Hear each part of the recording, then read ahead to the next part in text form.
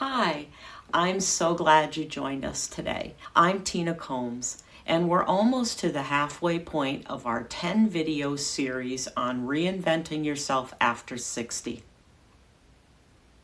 Today, we're talking about something that has a huge impact on daily life, but often gets overlooked: your environment. The space you live in shapes your energy, your mood, and your sense of self. And sometimes reinvention means refreshing that space so it truly reflects who you are becoming. So let's explore video 5, refreshing your environment and creating a space that fits who you are now.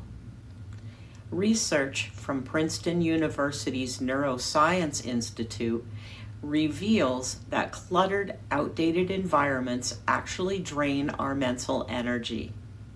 They have a negative impact on attention, memory, reasoning, and problem solving, and increase stress levels by up to 21%. Meanwhile, spaces that feel aligned with our current identity boost mood, productivity, and overall life satisfaction. Take a moment to look around your home with fresh eyes and ask yourself, does this space reflect who I am today or who I was 20 years ago? There's no judgment here, just honest curiosity. We all evolve, and it's completely natural for our spaces to need updating to match our growth. Living in a place that matches where we want to be makes it so much easier to be there. You don't need a complete renovation or a big budget. Small, intentional changes can transform how you feel at home. Consider these ideas. Create a reading corner. If you're passionate about reading, dedicate a cozy spot with good lighting and comfortable seating. Studies show that having a designated reading space increases reading time by 40% and enhances relaxation. Add plants and natural light. Research from the Journal of Environmental Psychology found that indoor plants reduce stress by 37% and improve air quality.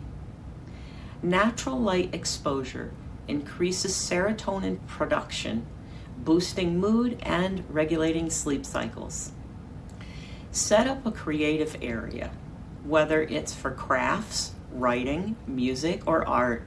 Having a designated space for hobbies increases engagement by 60%.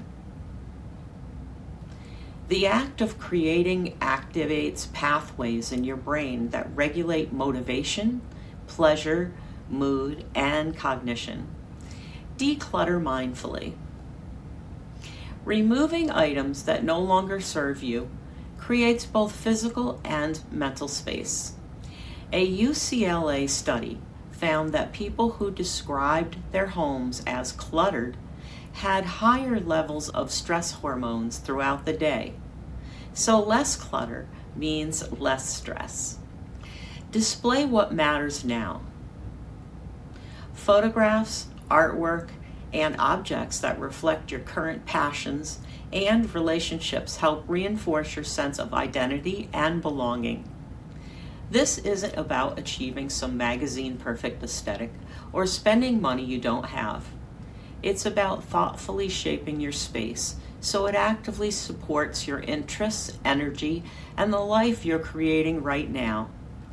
Research from Cornell University shows that when people feel their homes reflect their authentic selves, they report 45% higher life satisfaction scores and significantly lower anxiety levels.